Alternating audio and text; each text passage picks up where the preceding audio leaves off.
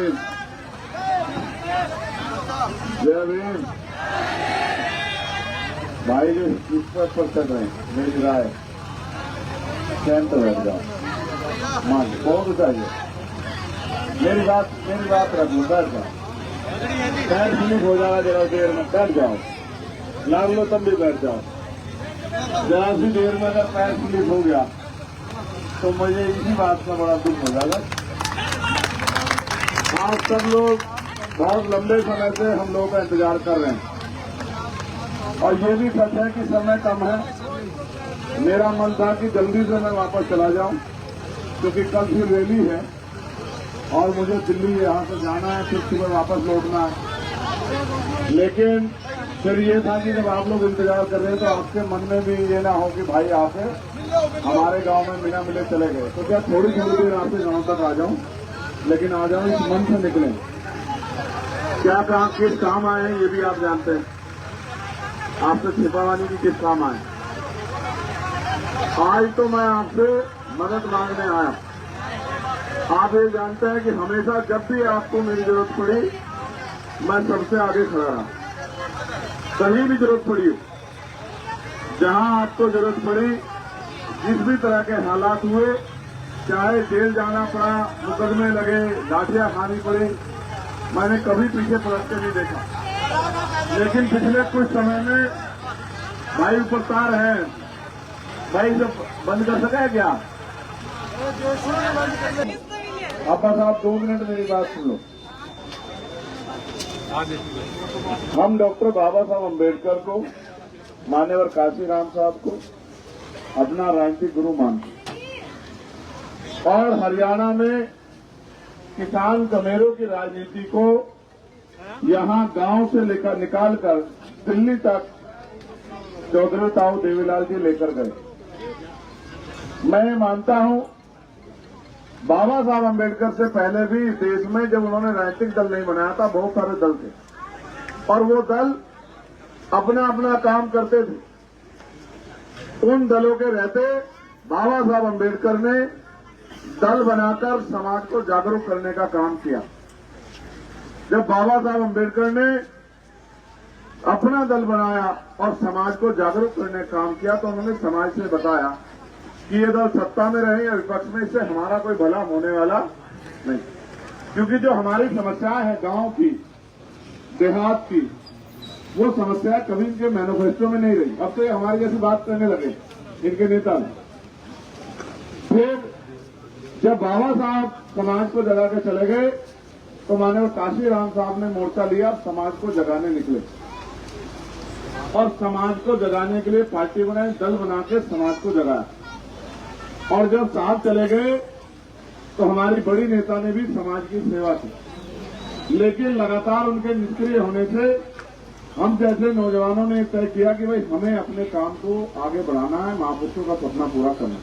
जैसे पिताजी मकान बना के चला जाए और दरवाजे ना लगे, जैसे इस मकान में नहीं, पलस्तर ना हो, तो बेटे की जिम्मेदारी बनती है कि वो अच्छे दरवाजे भी लगाए, बढ़िया प्लास्टर भी कराए और जो जिस चीज की जरूरत हो घर तक पहुंचाए, तभी बात आगे बढ़ेगी। तो हमने अपनी जिम्मेदारी को समझा, पीढ़ी दर पीढ़ी जिम्मेदारी को समझना पड़ेगा। हम अपने काम को कर रहे हैं, जब हम अपने काम को कर रहे हैं तो लोग तो डरते हैं कि साहब मुकदमा लग गया है, जेल चले गए। 16 महीने जेल काटी मैंने, आप लोग जानते हैं। दिल्ली में 2 बार तिहाड़ काटी, फिर जगाता रहा, फिर नहीं डरा, खूब लाठियां खाई और एक समय ऐसा भी आया कि मेरे ऊपर गोलियां भी चलाई गई, 4 गोली मेरे ऊपर चलाई गई, तो गोलियों का भी सामना किया। अब आप ये समझिए कि अब समाज ने, मेरे क्षेत्र की जनता ने मुझे वोट देकर लोकसभा में भेजा और जिस दिन से मैं लोकसभा में गया, हमारे गांव में रहने वाले लोग भी लोकसभा की कार्रवाई को सुनने लगे कि भाई लोकसभा में होता क्या।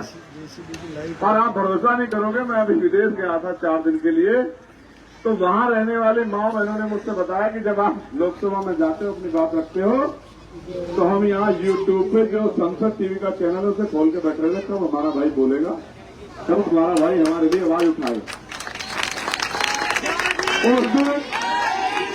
उस दिन मुझे एहसास हो गया कि अगर कोई आदमी ईमानदार से संघर्ष करता है तो समाज उसका साथ देता है।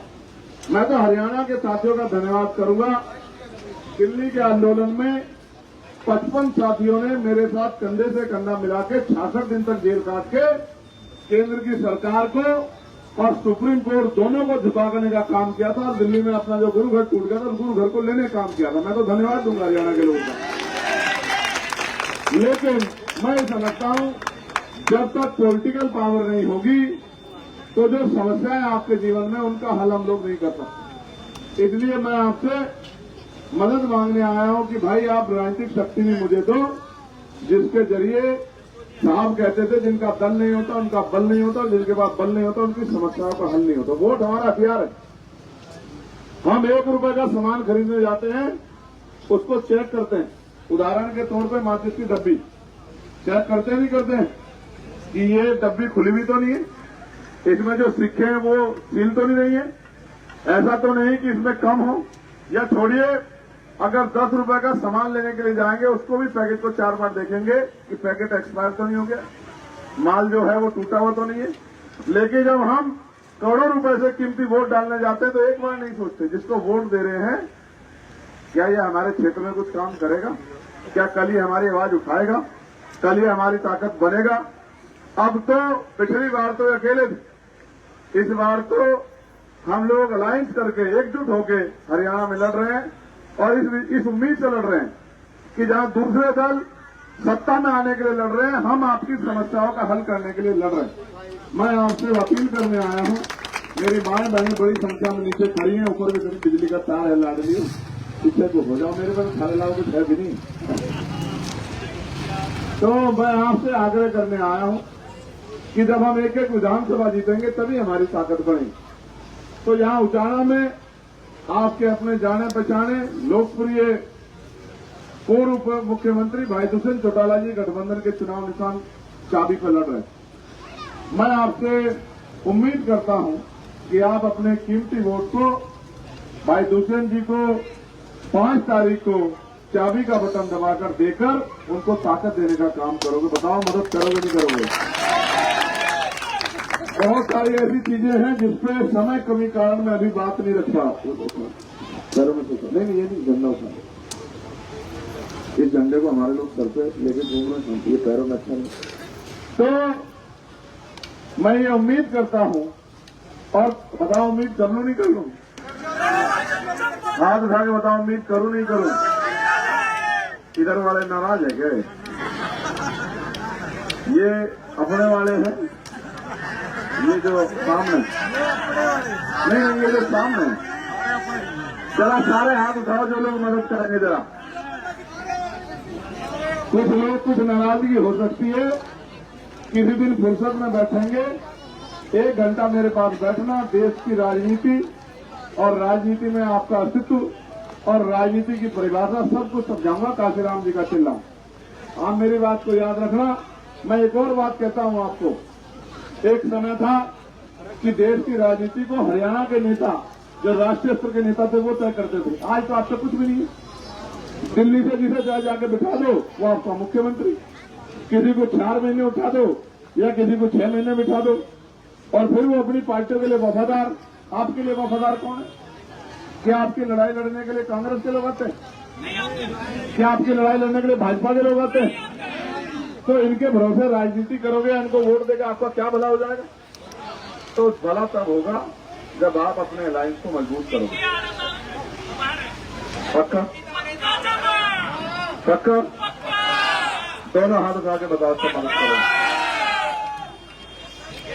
आप लोग बता रहे बच्चियां बेटियां ऊपर खड़ी जिनके वोट में मदद करोगी नहीं करोगी?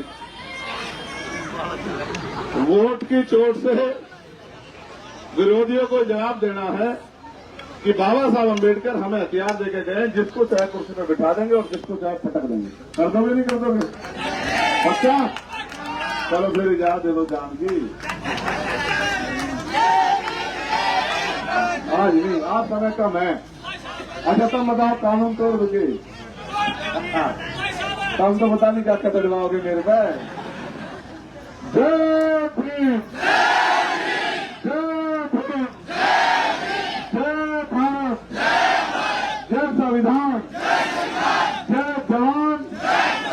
जय किसान। आप सबका